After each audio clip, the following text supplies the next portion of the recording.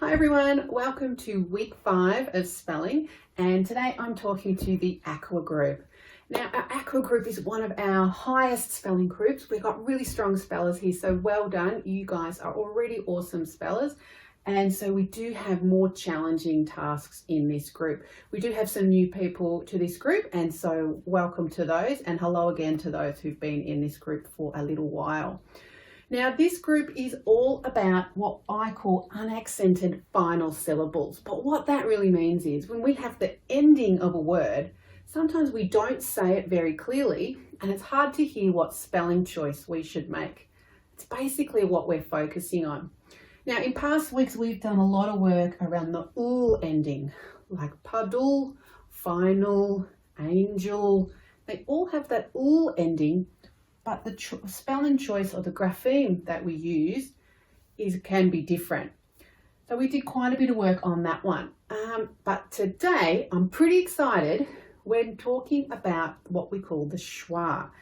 Now the schwa is kind of an Australian problem that we often don't pronounce the end of our words when it's really an O-R, A-R, E-R or O-U-R ending. And you might be familiar with this on the thrust chart. It's this box here, and it's things like teacher, collar, doctor.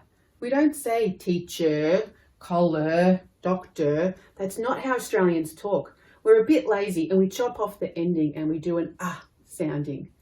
I've got a little video to explain it a little bit more. It is what we sometimes call the Great Australian Schwa. Have a look at this.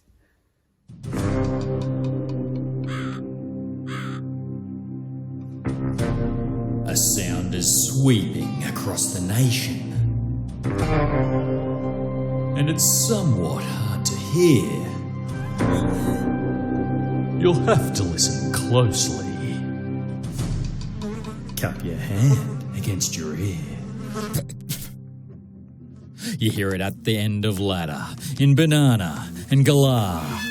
In didgeridoo and barbecue, it's the Great Australian Schwa. It's not the you hear in bird, it's the at the end of farmer. And if you still can't hear it, well, let's try a little harder. If you open up a dictionary and look for how to make the sound, it's in the phonetic alphabet. Little E, that's upside down. It can be the first sound like above, ahead, echidna. It can also be the final sound like koala, pizza, dinner.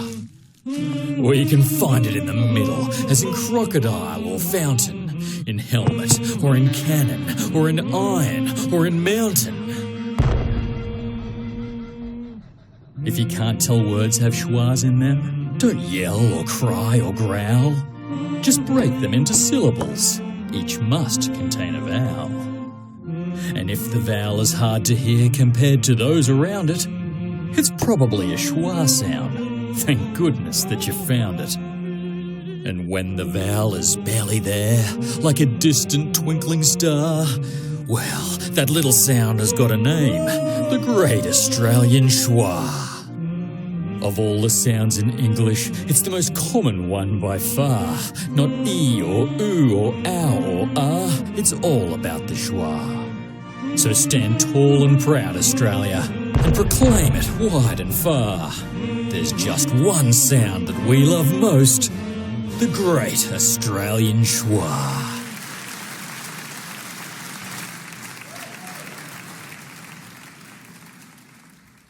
So that video talked about how the schwa can actually be in the middle of words as well. And we do see that in our thrust chart in words like garden and lion.